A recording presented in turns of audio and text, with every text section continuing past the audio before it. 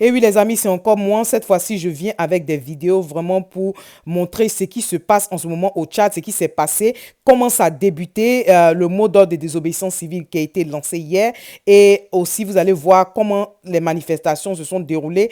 Et franchement, il y a lieu d'interpeller vraiment les uns et les autres parce que en fait, ce qui se passe, il y a des morts. Et donc, du coup, il faut vraiment faire très attention. Les amis, vigilance, vigilance, vigilance, parce que ce sont des innocents qui sont en train de perdre la vie. Et vous allez aussi écouter le président français Macron. Il a donné son avis sur la situation il y a quelques minutes de cela. Vous allez l'écouter également. Donc, les amis, nous allons passer d'abord à la première vidéo qui est le mot d'ordre de désobéissance civile qui a été lancé hier. Et vous allez écouter le président Macron et puis vous allez aussi voir ce qui s'est passé au Tchad en images. D'accord les amis, donc on se dit à tout à l'heure. La France, par la voix de son président, s'est placée aux antipodes des préoccupations des citoyens et citoyennes. Elle a au contraire soutenu un coup de force et a même offert les services de ses troupes en cas de menace des rebelles tchadiens.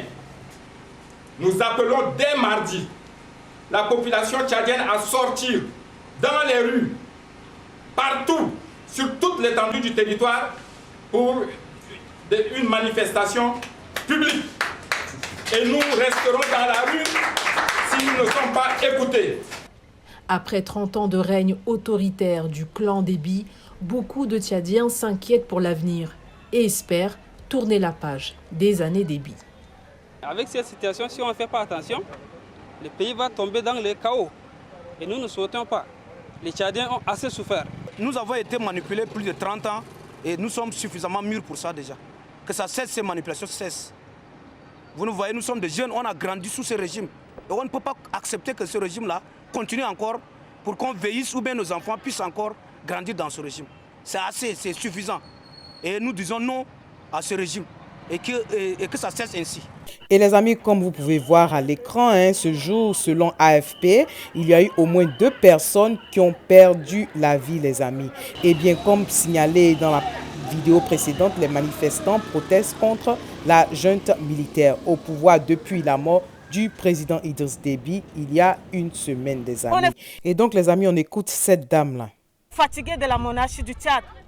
On est fatigué. On veut juste que la France nous libère de ce problème. Aujourd'hui, avant toute chose, nous voulons exprimer notre préoccupation sur l'évolution de la situation.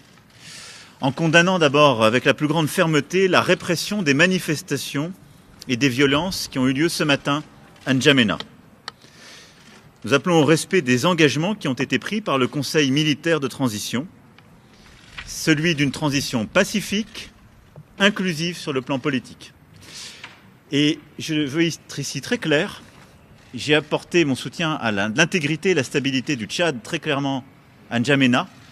Je suis pour une transition pacifique, démocratique, inclusive. Je ne suis pas pour un plan de succession. Et la France ne sera jamais aux côtés de celles et ceux qui forment ce projet. Le temps est venu de lancer un dialogue politique national, ouvert à tous les Tchadiens.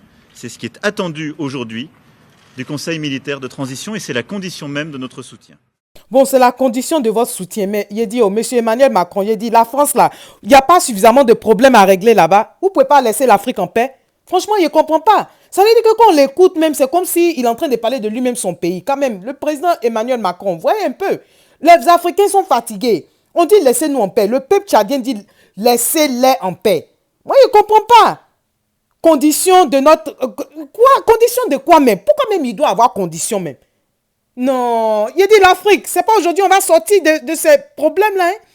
On est en train de souffrir en Côte d'Ivoire. On pense qu'on est les seuls. Il dit partout, c'est pire. C'est pire. Tant que la France sera là encore à se mêler de nos problèmes. Et puis c'est le même dialogue partout. Hein? C'est la même sauce là qui sert à tout le monde. Co-dialogue national, co-réconciliation nationale. Et puis on est dedans, on tourne, on n'avance pas. Ils nous font tourner en bourrique. Ils font que les frères et les sœurs, oui, d'Afrique même se battent entre eux. Ils mettent les chefs d'État africains en palabre. Ils mettent les pays en guerre. Ils mettent les pays en palabre. Oh, la France! Eh Dieu, tu es où? On t'appelle, on crie à toi depuis, mon Dieu. Qu'est-ce que tu attends, mon Dieu, pour nous délivrer? Vraiment, on est fatigué de la France. Laissez-nous en paix. On est indépendants. Vous avez votre pays. Oh, laissez-nous en paix. Laissez l'Afrique en paix. Les amis, union de prière pour l'Afrique. Surtout l'Afrique francophone, les amis. Le président ghanéen a fait un message hier à la nation. Il a dit, mais ouais, il a parlé. Il dit, vous êtes là, vous quittez l'Afrique pour aller ailleurs en Occident là-bas, pensant que c'est là-bas qui est mieux. Là-bas n'est pas bon. Ils vous font croire que là-bas est bon et vous mourrez dans la Méditerranée. Il a demandé aux Ghanéens de rester sur place pour travailler parce que le travail sera au Ghana. Il a demandé aux Européens, il a demandé spécifiquement même à l'Espagne aussi de créer des entrepôts au Ghana. Il dit parce que ce n'est pas les Ghanéens qui vont quitter pour aller toujours travailler ailleurs. Eux, mais ils n'ont qu'à créer les entreprises là, les entrepôts et autres là. Ils n'ont qu'à créer ça au Ghana là-bas. Comme ça, les gens vont rester sur place. Vous comprenez? Ils vous font croire que l'Afrique, c'est pas bon, venez chez eux. En fait, c'est toujours pour continuer cette histoire d'esclavage. Parce que quand vous quittez l'Afrique, vous partez là-bas, vous travaillez chez eux comme des esclaves. Pour avoir même un jour même de repos, c'est compliqué. Vous comprenez? Les gens travaillent au noir, ils sont tout le temps stressés. Non, mais quand même, où allons-nous? Où allons-nous? Pendant que nous avons toute cette richesse en Afrique, surtout en Côte d'Ivoire, regardez ce que nous avons. Je dis, si on plante, on cultive tout ce qu'il faut cultiver et qu'on transforme tout sur place, imaginez-vous les amis, on exporte ça ailleurs. Imaginez-vous les amis. Mais non, on plante, on récolte et puis on envoie dans les autres pays, c'est eux qui n'ont qu'à transformer pour nous. Quelle honte! Même si on dit on transforme même là, peut-être ça à 10% qu'on va transformer sur place. Sinon, anacarde, café, cacao, toutes sortes de choses qu'on fait. Pourquoi on ne peut pas faire sur place? Pourquoi on ne peut pas transformer qu'au chocolat de France, chocolat de Suisse, chocolat de ceci, chocolat de cela? Vous plantez café chez vous là-bas? Vous plantez cacao chez vous là-bas? Les amis, franchement, l'Afrique, on a tout. La richesse se trouve en Afrique, les amis. Nous avons tout. Nous avons le pétrole. Nous avons tout, les amis. Nous avons l'or. Quand tu penses à ce qui se passe au Congo. Non, mais quand même. Le Tchad, le pétrole qui se trouve au Tchad. Mais non, mais c'est pas possible. Et les gars veulent nous exploiter. Oh, ils veulent nous exploiter. L'Afrique, quand sera le réveil de l'Afrique? Notre monnaie, on n'a même pas une monnaie africaine. Quelle honte! Même l'argent qu'on va utiliser, France CFA même là, c'est en France là-bas, ils vont imprimer ça là-bas, et puis nous on n'a qu'à utiliser. Oh! Le président libyen, paix à son âme, voulait faire une monnaie africaine. Les Français, avec l'aide des États-Unis, ils ont fini avec lui, il n'est plus de ce monde. La France, laissez-nous en paix, l'Afrique est fatiguée, l'Africain est fatigué. Ouh! Hey! Les amis, je vais vous laisser parce que je ne vais pas finir cette vidéo aujourd'hui si je n'arrête pas. Ce que je voulais vous faire comprendre, c'est que le peuple tchadien est en difficulté et vraiment la France, je ne sais pas, c'est eux qui sont là-bas, dans leur pays là-bas, et puis ils tiennent les discours.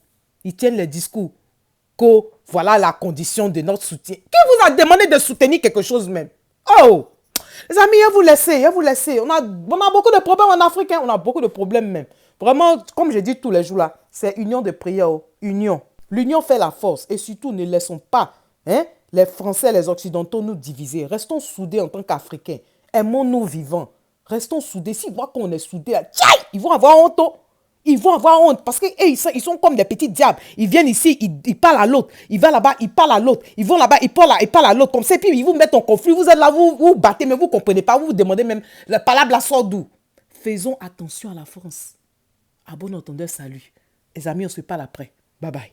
Pour ceux qui sont nouveaux sur cette chaîne, on parle de façon terre à terre. Bienvenue. Bonne arrivée. Voilà, merci d'être là. Et merci beaucoup aux anciens et que Dieu continue de vous bénir. Les amis, on se dit à tout à l'heure. Bye bye les amis, bye. Toujours la France qui fait et c'est toujours la France qui critique. Devant vous, on tue vos enfants.